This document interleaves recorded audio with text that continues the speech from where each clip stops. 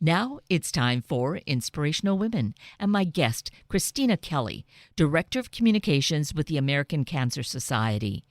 Making strides for breast cancer is quickly coming up, but there's still plenty of time to get ready to participate. And Christina is here to give us our many options. We are sure to find at least one way to be involved and make a difference. And the reason to do so? Well, that is something we're going to get more details about right now with Christina Kelly. Christina Kelly, good morning. It is so great to have you back joining us once again. Thank you for having me. Even though, we have this really tough subject to talk about, but there's a good reason because it's so pertinent and relevant in our lives, and that is about cancer, survival, doing what we can to battle this obnoxiousness in our life. It's a disease that it touches everyone. I mean, if it's not you, it's going to be someone you know, someone you love, family member, colleagues, neighbors. It doesn't discriminate. And at all ages. Yes.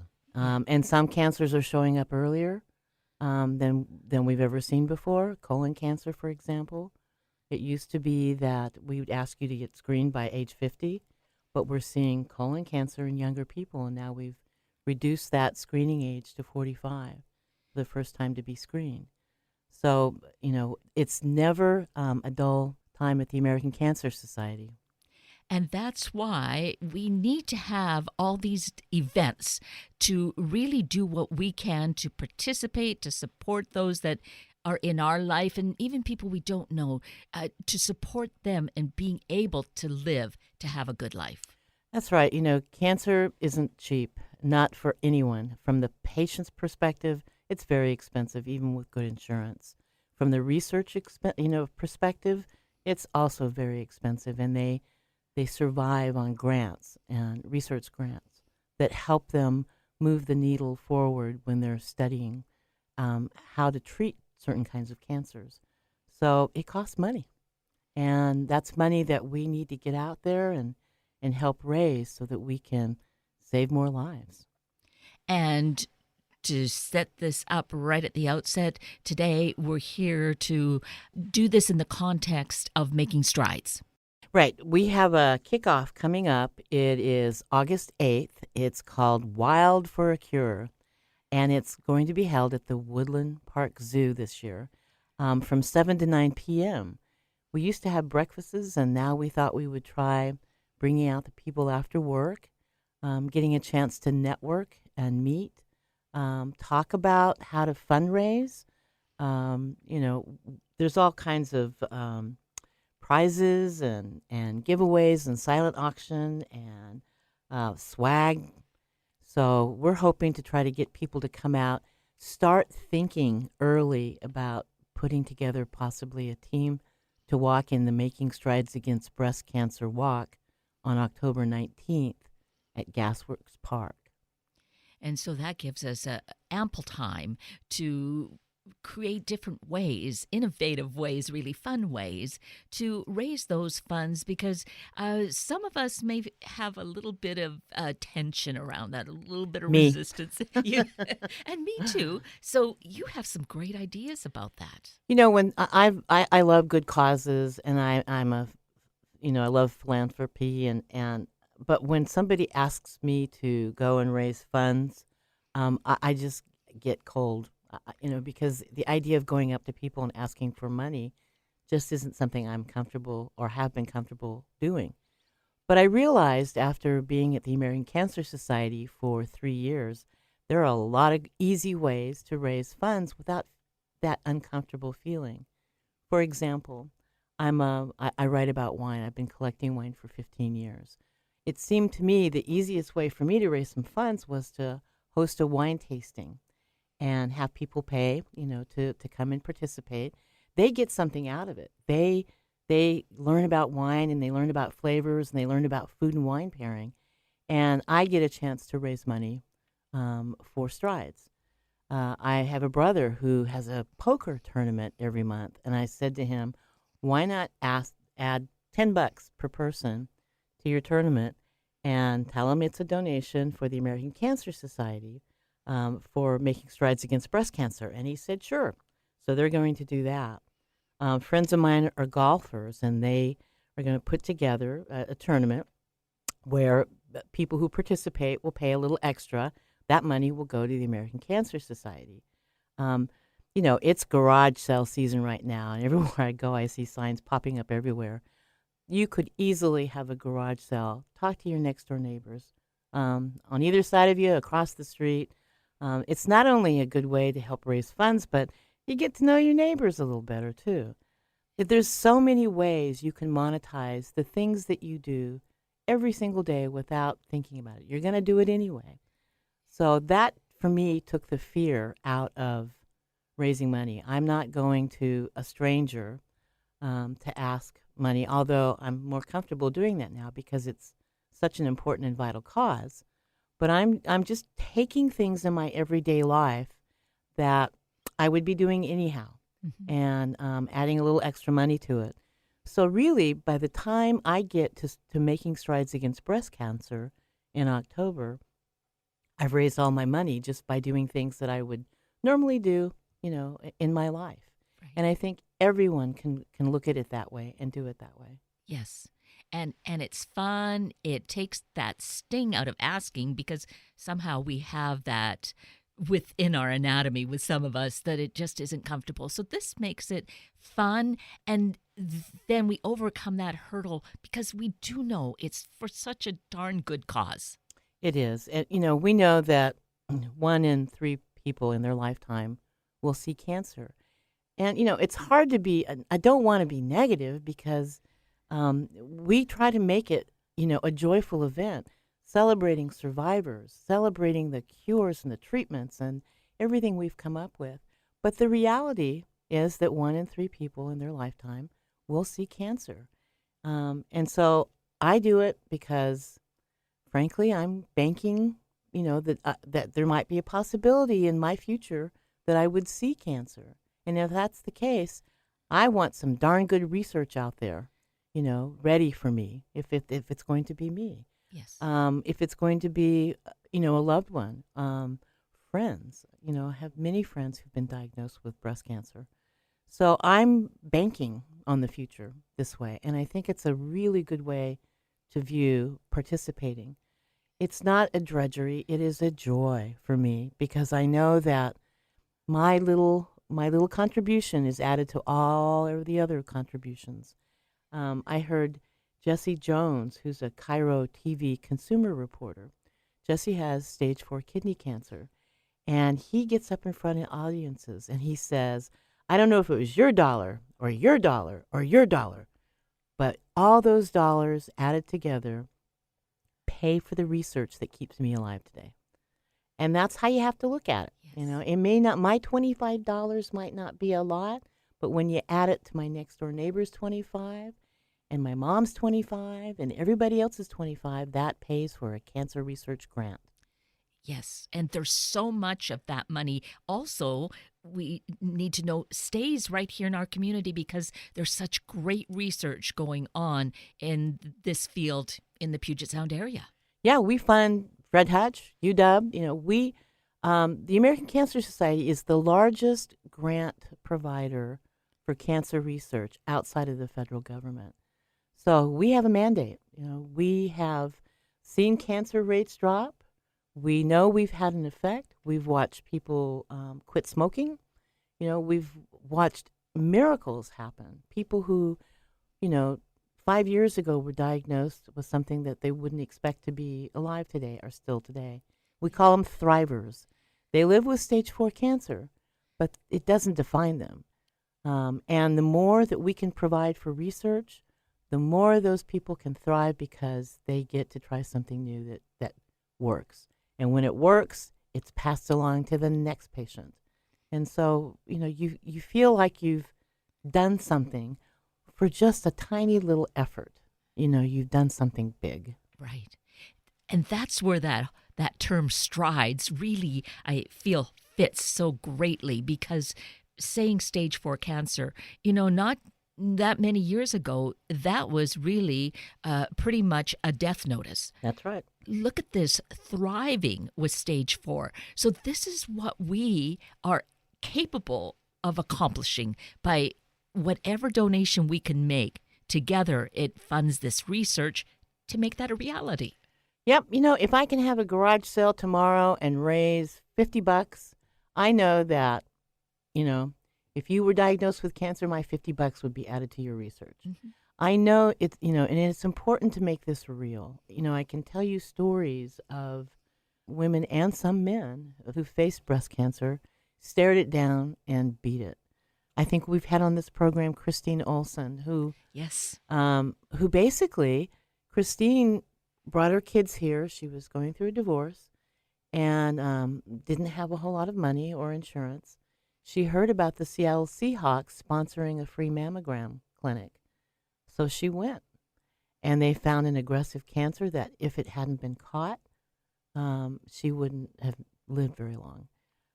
She is now alive and thriving and gives all credit to the Seattle Seahawks. But her cancer was from a genetic gene called BRCA. And I will tell you that the American Cancer Society sponsored Dr. Mary Claire King, the University of Washington researcher who discovered the BRCA gene. That basically is a genetic marker that tells you if your chances are very high for getting breast cancer. So you can make some decisions early in your diagnosis. So we've funded Nobel Prize winners, 46, I believe, at this count, many of it early in their careers. And they've pushed the needle, they've pushed the information. And it's really important that we get that funding to them because we know around the corner there's something.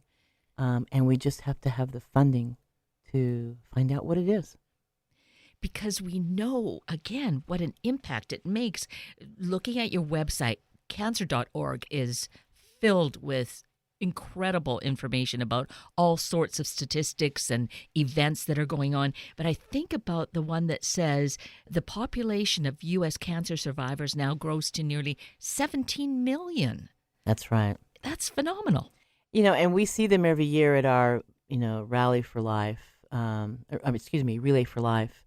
We see them because they do a survivor walk, and it's one of the most inspirational things you will ever see is these survivors who take a lap around a track field, and they're wearing their shirts and their costumes, and their families are just applauding them as they, walk around the track. And it's, you have luminaria bags lit up with candles with the names of people who weren't as fortunate. And it's, it's inspiring. I think if anybody ever wants to feel that inspiration that helps them motivate themselves to raise some funds, go to cancer.org and look for a Relay for Life, and there'll be video there that you can see. Every year I'm there, and every year I hear a new survivor telling stories about how they've managed.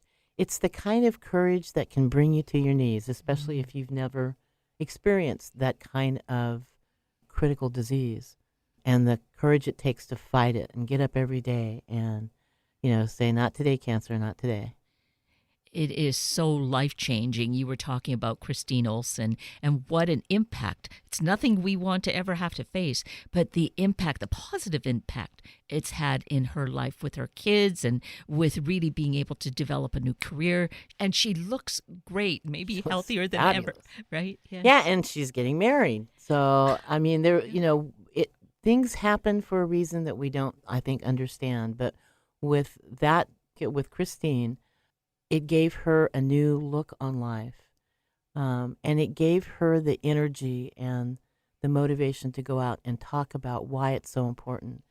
Because people are, being asked all the time, help fund this, help fund that. And, of all these nonprofits, you get overwhelmed at how many people, how many organizations need money. So it's hard to know. But with the American Cancer Society, we research all cancers, every single one of them. So we're kind of the granddaddy of them all. And, it's for us going out and asking, it's because we know we have a mandate to do that. It's a mission and a goal. And frankly, our goal ultimately is to put ourselves out of business. Yeah. Yes. Unfortunately, that goalpost is still a little distant. Yeah. But together, We see these survivor numbers. We see all the progress being made, the stage 4 cancer survivors, still living a good life. Yes, going in for checkups, but we all need to be doing our medical checkups anyway. Well, and we provide the information that will help you reduce your risks too. Obviously, health style, or, your health is very important. And, the whole idea of, quitting smoking or alcohol intake or exercise and eating healthy. Um, we all are finding cancer at earlier stages because we've done a good job telling people this is what you need to do. Breath self exams, they're detecting early. We provide good information on cancer.org to help people make choices. And that's had an effect on the number of survivors we have now. So we're detecting early.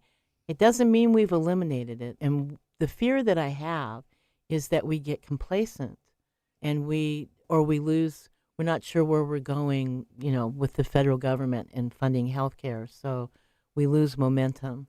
And that's the worst thing that can happen, because once your momentum has stopped, it takes years to catch up. It would be like a researcher who suddenly takes a year off and comes back. Everything has changed, and it's just harder to build it back up again. Right. And so we need to ignore that. That's where we put the blinders on. Ignore any kind of naysayers or any kind of questionable stuff. Is stay focused on our goal of wanting to be part of the solution, doing the fundraising, attending the events, participating in Strides when it comes up in October. But first of all, we want to make sure we get to Woodland Park Zoo. Yeah, there's going to be a lot of good stuff there. There'll be a 25% off all the pink items that you can get yourself decked out for the day when you walk. You'll get to network with like-minded community people. I've seen lifelong friendships form, or will be lifelong friendships form, because, you're coming there with the idea that you want to help, and you're meeting people like you to help form teams. There'll be photo booth, lots of free Strides swag, lots of prizes, hors d'oeuvres, cocktails, but and a small program to kind of help people understand what this is about and help motivate. And lots of suggestions on how to raise funds, so that by the time you walk, you will have raised, whatever amount you set a goal to raise. It's also, a time to think about bringing men in as well. Over the years, men have asked us, I'd like to do more. And they feel a little bit helpless about, what they can do other than being a good, spouse or brother or uncle or dad. And that's where we're launching this again this year, Real Men Wear Pink, as well, so that men can stand up and help educate, wear pink for the month of October during Strides Month, raise $2,500 minimum, and be a part of the solution. Oftentimes I think our men stand on the side fearful, scared, and this really helps them participate as well. So we've got some things going on that's all around breast cancer, with kickoff on August 8th. There'll be raffles. It's meant to be fun. This is not all doom and gloom, because we celebrate our survivors. They've worked hard and they've earned, the spot to be celebrated. But we also have to recognize that we're there for a cause and there for a reason. And so this helps us get organized a little early. When you come to the Wild for a Cause at the zoo, and I'm excited because I hear there's a baby giraffe, and I want to see the new giraffe. But this is to help us get ourselves wrapped around it, so that you've got enough time, to put together an event or something. We're not asking you to raise hundreds of thousands of dollars. Like I said, every tiny little bit counts. And if you want to come and, just donate and walk, you're certainly welcome to do that in October as well. And to come to Wild for a Cure, does that require any registration or just showing up? Yeah, I think that you can register. You can show up as well. But, it'd be helping us if you could register. And You could go to makingstrideswalk.org/SeattleWA. That's makingstrideswalk.org/SeattleWA. That will give you all the information you need to register both for the kickoff on August 8th and for the walk on October 19th. Again, it'll give you all kinds of ideas between August and October that you can monetize the things that you have fun with, and putting together little parties of things that you like. I have another friend who is a quilter, and I'm going to ask her to, when they get together, is that maybe they can put together a quilt, a breast cancer quilt that we can raffle off too. So Right. there'll be lots of good stuff. Yes, so very exciting. And that's all happening on August the 8th in the evening. Great, just right after work. It's just a little outside of town. Yeah. And a great place to go on a summer evening, I think. What a great event. Oh, I agree. I'm excited. It's been a long time since I've actually been at the zoo. I've gone to concerts there, but I'm looking forward to this so I can not only, hang out with like-minded people who want to just see this disease go away, but, just listen to the sounds of the zoo. I haven't been there in a long time, so I'm really looking forward to it. So we're talking about all the things that the American Cancer Society does, and these funds we're raising for making strides. Yeah, in general, the funds really support so much going on. And I think we touched on this last time, but seems so important, the vaccine, the HPV vaccine, Christina. Yes, that is one of our primary things that we're planning to do. Our goal is to eliminate cancer, ultimately. With the HPV vaccination, if you vaccinate 10, 11, and 12-year-old boys and girls, they will not see 6 cancers in their lifetime. It is the anti-cancer vaccine. It's a no-brainer. 248 million have been delivered, since 2006 successfully. And there's nothing better than to say we're already on our mission, because if we get this vaccination to our children, those cancers, they'll never have to face the debilitating what happens to you when you have HPV-related cancer. I met a man at a HPV conference who had neck cancer, and it was from the HPV virus. And he said, anybody who's reluctant should just come and talk to me, because he said there's nothing worse than telling your parent or your parents, that you have a disease that could have been prevented completely. And it was a devastating disease for him. He talked about his cancer and how painful it was and how long the journey was to recover. If we can prevent that, why wouldn't we, Absolutely. So you'll see a lot coming up in the future with HPV vaccination. You'll see it in the media. They have commercials now where there's adults looking back when they were children and saying, did you know that there was this vaccination, Mom? Did you, Dad? It's a little bit of a slight guilt trip there, but it's effective, because I've talked to people who've seen the ad and said, didn't know it, and went and talked to their pediatrician. So we know that we're out there reaching for that. We want to get 80% of all children vaccinated at the right age. And they're also doing some vaccinations for older adults too, thinking that it might lessen some of the impact that the virus could do. But we've got programs that are funded through our research. If you're a cancer patient and you're getting chemotherapy and radiation, you have to go every single day, sometimes for a month. It's hard even if you have means, to get there. Asking people to give you rides, it takes part of a whole day. So we have the Ride to Recovery program, and that program will get you to your cancer treatments. We have volunteer drivers, and if we don't have a volunteer available, there's vouchers that we can help. So if you're out there listening and you've got yourself or your family members that, you're struggling to get to your treatments, and I will tell you that your survivorship depends on getting there, contact us at cancer.org, because that's what we have available. We also, if you're coming from, let's say, Yakima or someplace got some distance and you'll have to stay overnight, we offer lodging, free and reduced lodging, so that the financial impact is horrible anyway. But if we can lessen that somewhat by making sure that you and your family are able to stay while you're getting your treatment without having to pay for it, that's helpful as well. We have patient navigators who help patients get through the maze of insurance and appointments and what does this mean when you're first hit with it. We have a breast cancer survivor who has 5 children, and she knew something was bad when they asked her to come in with her husband, and so she brought all of her children, but she called ahead and got a patient navigator to come with her.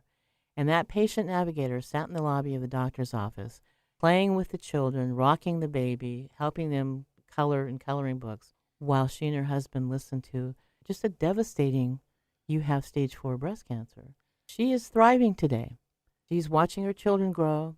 She believes that she's going to be there when they get married and have grandchildren because of what we do. We're raising those funds. That's why we do this, so that she can stay with her family and participate as a beloved family member, as long as possible. And that's why it's important for you, me, everybody out there, to do something if you can, even if it's just a small thing. Because that's where we then see that we are the big we. The big we. Yes. Right. It's not an isolated situation, the cancer.org website and entity. It's all of us making it happen. And that is really powerful and empowering. It is. And, the more I think about it, I hear these stories every day, and I'm so impacted by not only the courage that these people have, but they're out there trying to raise funds for themselves. And, if there's something I can do that it won't take very much time, but it sure makes a huge difference in the life of someone that has cancer, whether it's breast cancer or pancreatic cancer or any of the cancers that we work to find cures and treatments for. The impact, what small thing that you can do becomes large in the lives of people who are fighting this. Anything that we can arm them with that will help them survive is not a whole lot of time on our behalf. Exactly.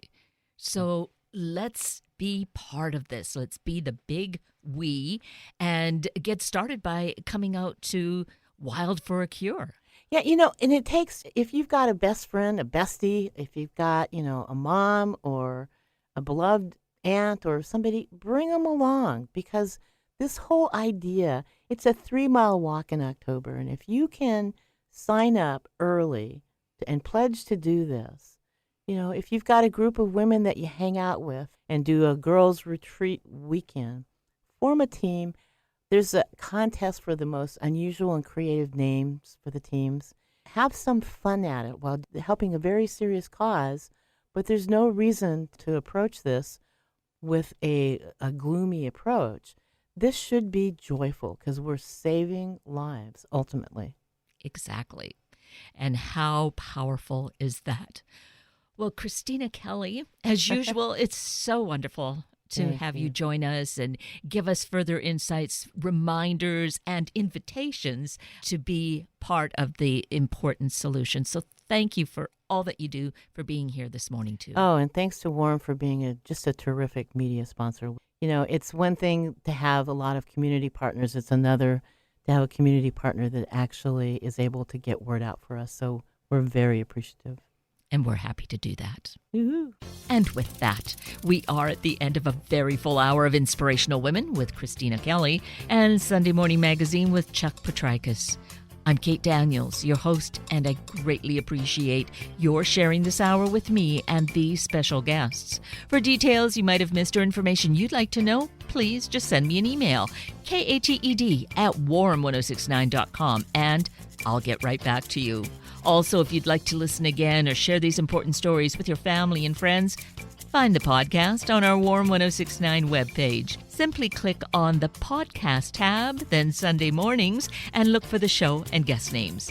I now wish you and your family a day of being sensitive to each other, particularly around health issues. Have a week of the same, and then please plan to join me again next weekend for another hour of Sunday Morning Magazine and Inspirational Women on Warm 1069. Good morning.